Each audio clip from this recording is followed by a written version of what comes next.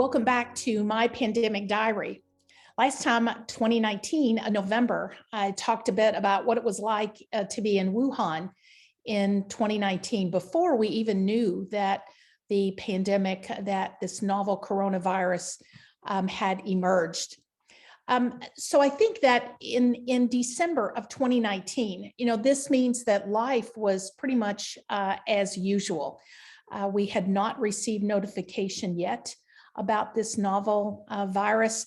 And so it's worth, I think, taking time to stop and go through about, what are basic infection prevention and control practices?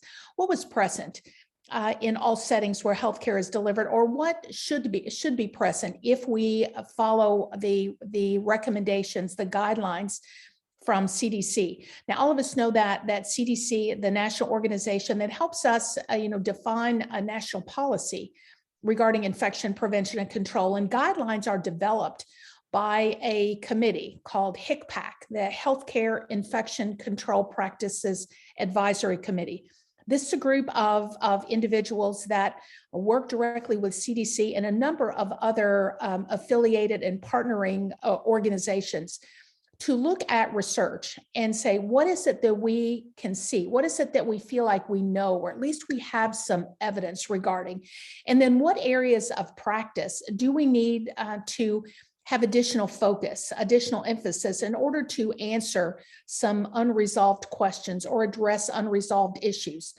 Professional associations such as APIC, the Association for Professionals in Infection Control and Epidemiology, consists primarily of infection preventionists, those that are involved in the infection control programs in both public health as well as healthcare facilities. Then there is the Society for Healthcare Epidemiology of America, or SHEA. This has also a practice-based focus, but also a very heavy provider and research focus. So these two groups specifically work together to help really give ideas about how we should be approaching infection prevention and control in everywhere where healthcare is delivered.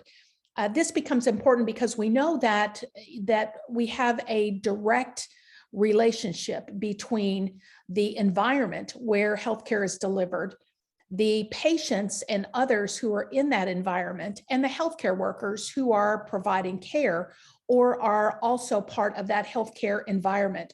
So all three of these, the environment, the healthcare workers, and patients, work together and interact with each other, including visitors and others from the public, vendors that may come into the building, but people that come into the environment, as well as those that are receiving or providing care in that environment, all are interrelated with respect to how disease can be transmitted and how disease transmission can be prevented. So this recognition is the focus of a guiding document from the CDC that was put together when I served on HICPAC. This was, I think, published in 2017. And this is called Infection Prevention and Control Core Practices. These core practices, if you Google that or you go to the cdc.gov website and put in the search engine, infection control core practices, you'll be taken right to this document. And this document really serves as a basis for what should we be doing with not only our healthcare workers that are providing care, but what should be included in the academic preparation for all healthcare workers.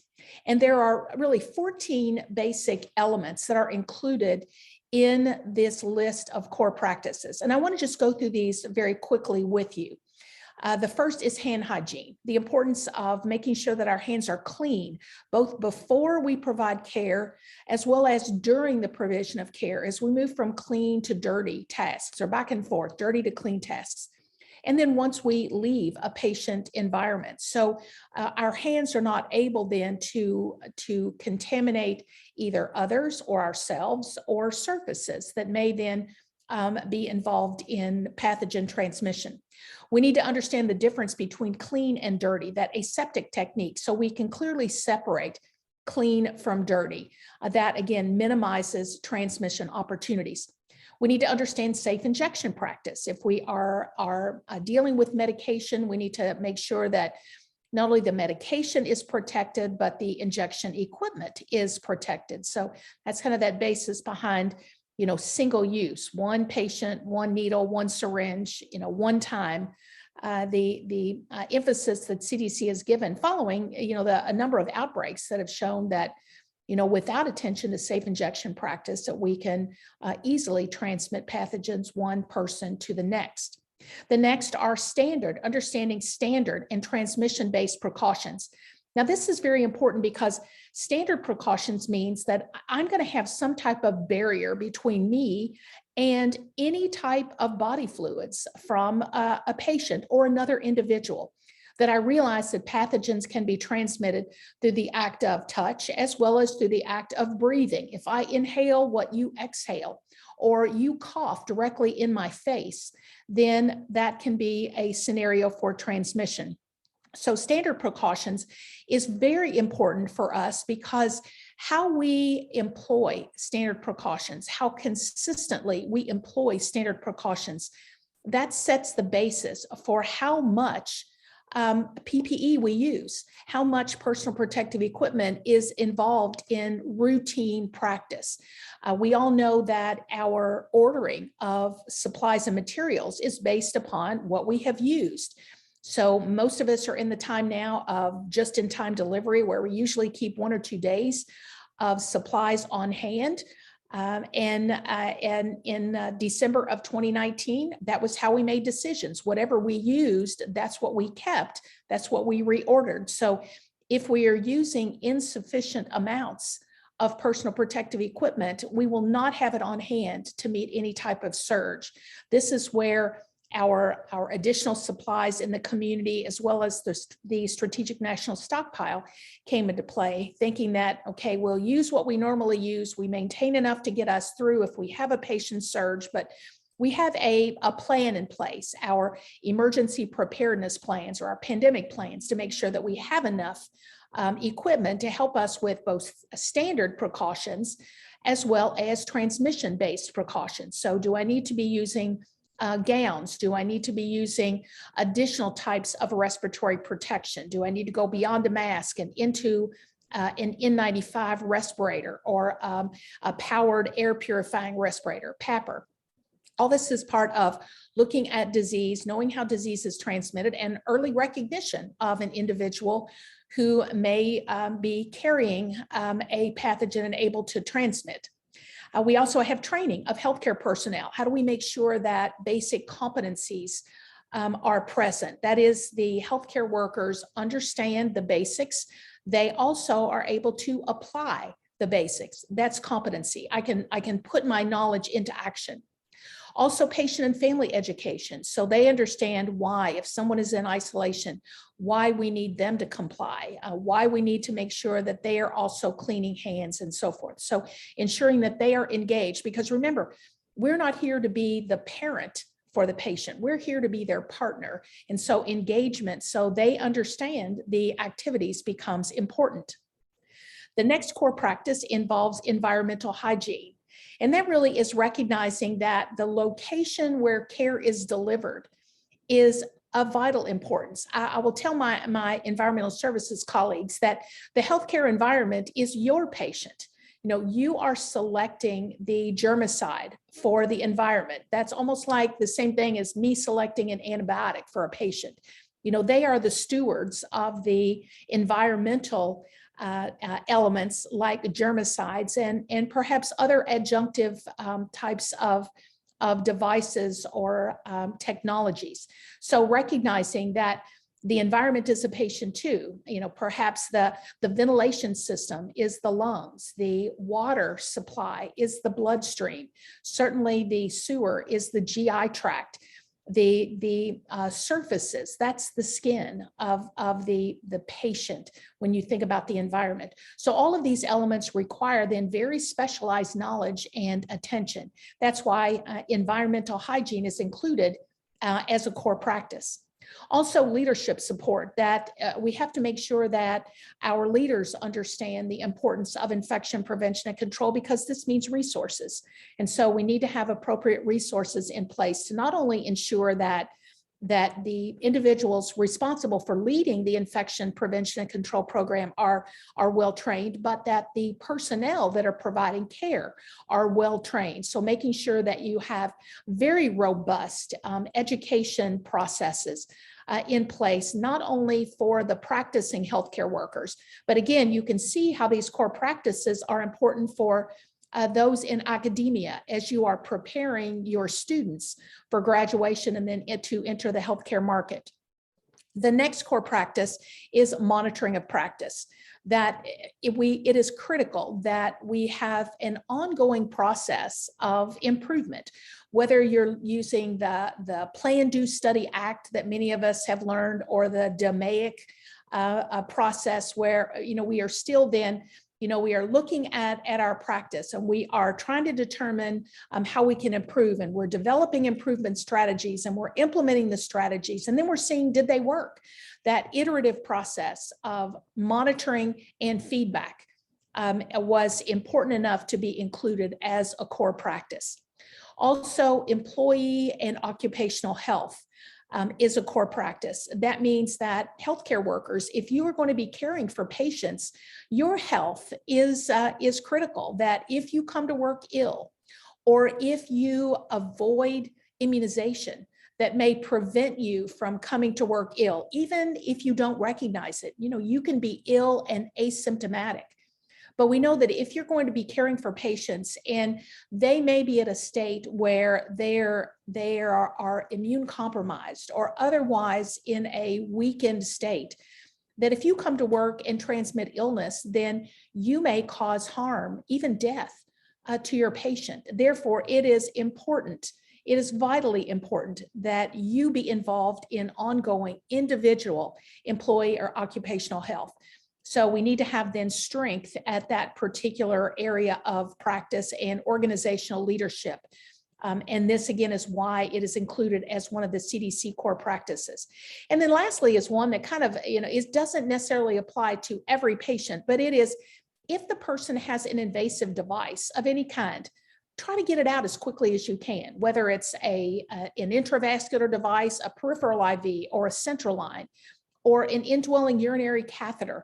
Try to get those devices out as soon as possible, because if it disrupts the integrity of that patient's skin, then, or it disrupts the integrity of clearly an outside a device that now becomes internal, there's the opportunity then for movement of microorganisms from the outside to the inside, and perhaps into a sterile body site. So get these devices out as quickly as possible. And it doesn't matter where the patient is, doesn't matter where care is being delivered. Any place, early removal of these devices is important. If it is not needed, then removing it as quickly as possible. And then ongoing assessment daily of whether or not, as of today, it is still needed. So these basic infection control and prevention and control core practices were important. They were already published. They were part of our literature in the infection prevention and control world, and should have been in place in December of 2019. This sounds great when we are not having any type of massive change. And that's where we were in 2019. The biggest change that we were looking forward to was influenza season. And that was until the last day or very end of December. I think actually it was December 30th. Many of us, and many of you, just like me, I would get ProMed email. That would come to me every day, many times, several times a day. And this is a great listserv that helped give an idea about what was happening anywhere in the world. I could find out, if there was a polio case on the other side of the planet, or if there was some odd illness among animals. ProMed really recognized this one world health concept, the importance of knowing what is happening in people and in animals around the world, because you never knew what was going to happen and impact you on the other side of the planet. So ProMed served to keep people informed about what was happening. And on December 30th, I remember getting a ProMed alert that said it wasn't really even an alert. It wasn't an abnormal. It just said an unknown cause of pneumonia in China. And working in infectious diseases, I know that if we're going to have an emerging infection, in all likelihood, it's going to be a respiratory infection. It's going to be transmitted through the act of breathing. And so I'm always interested, certainly, my boss, Julio Ramirez, is interested as one of the world's experts in infectious diseases and pulmonary conditions, specifically pneumonia. I remember saying, hey, did you see this? What do you think? And both of us kind of looked at it and, well, there wasn't a lot of information, but that was the first time that we had any indication that anything was going on in China. That was December 30th of 2019. And it was, again, a very simple note, just an unknown cause of pneumonia in China, and more information would follow as it became available. As I look back now, as I was looking forward to, again, 2020, this was right before the start of the year of the nurse. My thought again was on the excitement of the opportunity for nurses to continue to play a significant role in the health of their communities. The pandemic certainly was not what I expected. I'm sure that none of us expected that. And as I look back on December of 2019, when I thought everything was fine, our biggest issue was going to be, making sure that we had enough of our personal protective equipment. If we had influenza cases, making sure that we had masks. But surely that wouldn't be a problem, would it? Because we were already prepared. We recognized the basics of infection prevention and control. And in December 2019, I think all of us were looking ahead to the new year, and none of us suspected that our lives were about to be changed. Thank you so much for joining me for this episode of my Pandemic Diary, December 2019. I look forward to you joining me again as I have some guests with me that were integral in many of the rapidly evolving activities that began to take place in January of 2020, as we begin to look at the unfolding of this pandemic and what we begin to see as this moved from China and into other parts of the world, and specifically into the United States and into Louisville, Kentucky. Thanks for joining me for my Pandemic Diary. I will see you for the next segment.